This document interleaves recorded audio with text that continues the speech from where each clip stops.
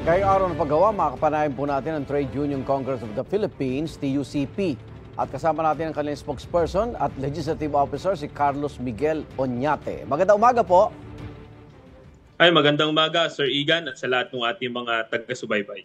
May nakausap pa po ba kayo sa gobyerno kaugnay sa isinusulong na 200 pisong taas sahod?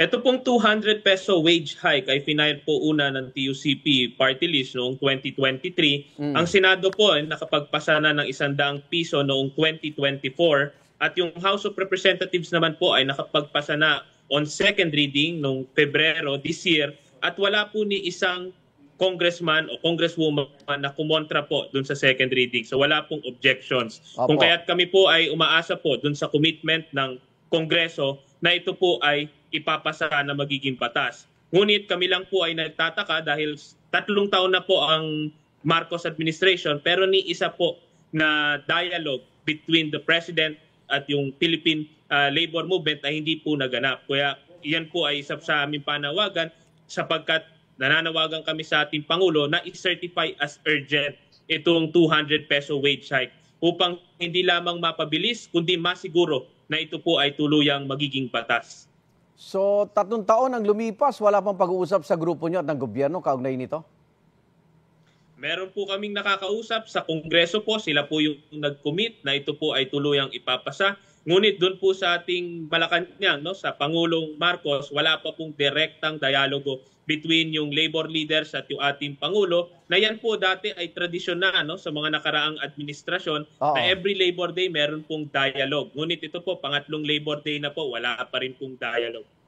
Para balansehin, tuwing humihiling daw kayo ng taas sahod, kabalikat din ang hinaing ng mga employer na baka sila malugi. Kayo ba'y naniniwala rito?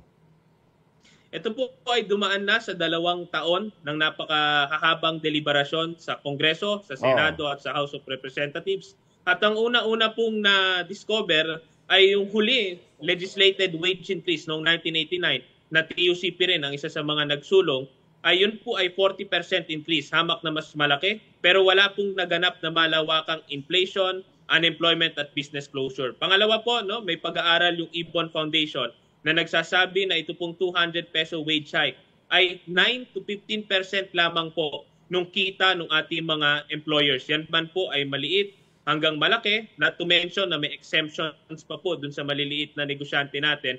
Kung kaya't kami po ay naniniwala, hindi po ito usapin kung afford ng ating mga employers. Usapin po ito kung gugustuhin nila at kakayanin po nilang i-share yung kakarampot na portion ng kanilang kita para po sa kanilang mga manggagawa. Isa pang issue, baka magkatanggalan daw at hindi kayanin ng mga maliliit na negosyo. Ito ba'y panakot o katotohanan? Ay kadalasan po yan po ay panakot sapagkat every year po na meron pong aumento sa sahod. Yan po yung lagi nilang binabanggit. Pero wala naman pong nagaganap na ganyan. In fact, no, number 1, sinasabi ko nga po, yung existing exemptions para po dun sa mga micro-enterprises, pati po yung mga barangay micro-enterprises, yan naman po ay existing. Ngayon po, kung hindi talaga kakayanin, may mga distress establishments, pwede pong mag-file for exemption sa ating National Wages and Productivity Commission. At kagaya nga po nung binanggit ko, ito po ay small portion lamang po nung kanilang kita. Mababawasan po yung kanilang tubo, pero hindi po mauubos yung kanilang kita. Kaya wala pong lugi na magaganap. May aktibidad ba kayo ngayong araw na ito ng paggawa? Ang TUCP po ay kaisa no, at namumuno doon sa malawakang pagkilos.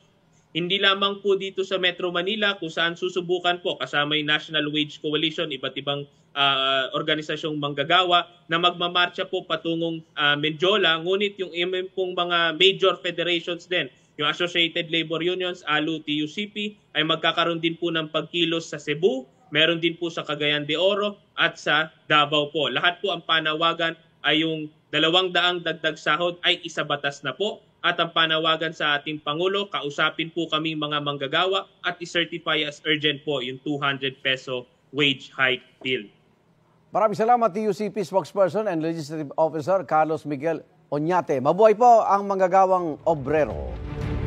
Maraming salamat din po at Happy Labor Day. Igan, mauna ka sa mga balita, mag-subscribe na sa GMA Integrated News sa YouTube para sa iba't ibang ulat sa ating bansa.